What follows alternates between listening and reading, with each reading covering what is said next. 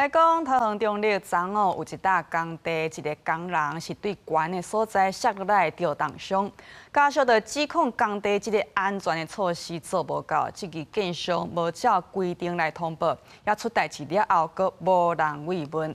桃園市勞檢處表示講，去稽查，也若確認講有違法的事實，上重會當罰到30萬。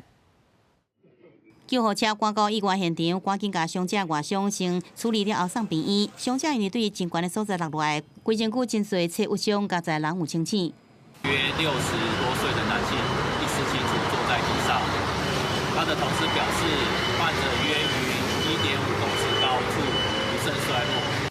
代志發生第20日，監視器翕到當時61歲姓李的工人，正佇建案的懸的所在佇做事。就是因為不明原因，對一盞樓懸的所在摔落來，規身軀真儕切鬱傷。邊仔人看到趕緊叫救護車，甲伊送病院。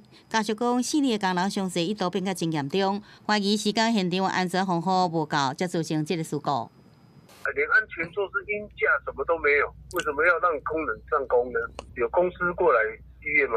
他們說沒有，我氣在這一點。為什麼從早上到晚上都沒有過來醫院問一下？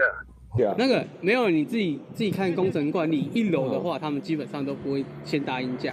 家屬真不滿講建商甲營造廠商攏無來關心慰問，並且積極無依照規定向桃園市政府通報工安的意外。也讓桃園市勞檢處也到現場稽查，初步判定事業單位有未少的缺失。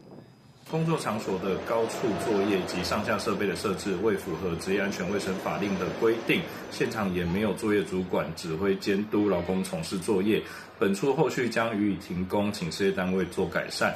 桃園市勞檢處指出，若發現工作場所有違反職安法的情形，會處營造廠商3萬到30萬塊的罰款。就已經下令現場停工，限期改善了後，確認安全無問題，才有法度進一步來評估是不是會使復工。記者綜合報道。